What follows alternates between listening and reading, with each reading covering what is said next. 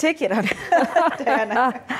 Okay, for me, I would say we have very good laws as a country.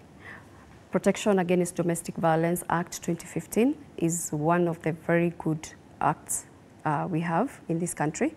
The Sexual Offences Act, Prohibition Against Female Genital Mutilation Act, among other acts. I think where I see the gap is the justice system. By the time the victim gets justice, something happens in between there. I don't know where the disconnect arises from, because we have very good laws. I think when I went to Commission Status for Women in 2019, when we were discussing about the resolution on widowhood, which was passed last year at the Commission Status for Women, I came to realize everybody was praising Kenya in that panel because of the very good laws that we have as a country. But now when it comes to the justice system, I think we need to talk to the judiciary.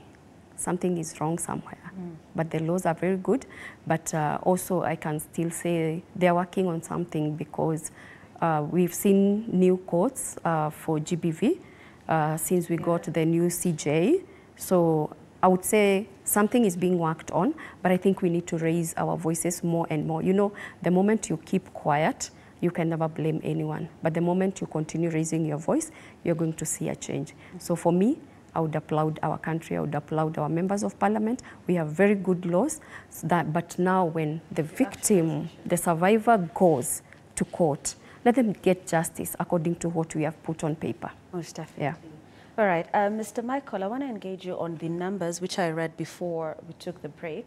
And we have specific numbers for the men in Kenya. We shall get to that. But I mentioned 736 million women. That is 1 in 3 who have been subjected to physical, sexual, intimate partner violence or non-partner sexual violence at least once in their life. That figure, it's staggering, it's shocking. Yeah, I think the numbers are quite shocking. But there needs to be more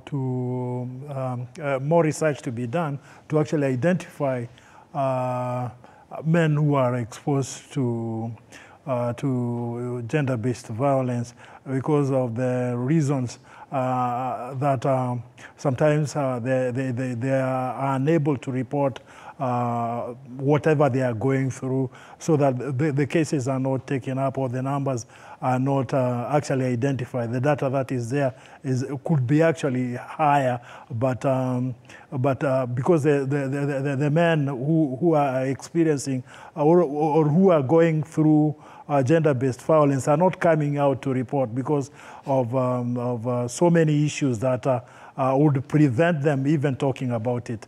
Yeah. Madam Senator, granted this is UN Women here, but he's talking about statistics of men who are going through GBV. Are we likely to see that at some point? There is. I mean, in terms of administrative data, there are a lot of efforts to strengthen. When we say administrative data, what we mean is the institutions that are providing services for survivors, whether health sector, justice sector, police, social services, the statistics, the data that they help, making sure that making that more disaggregated, more accurate. But I would just say that even the numbers you are reading are underreported because there are so many barriers that prevent women and girls from reporting, such as the shame, victim blaming. How many times would, you know, a survivor go to a police station or a court or even a family member and be told, well, what were you doing at that time? Or what did you do to instigate this? The victim blaming. How are you dressed? Exactly. I hate that question. I love it. It's how many phrases? There are so many phrases that we are all aware of and we hear that are normalized to blame victims, right?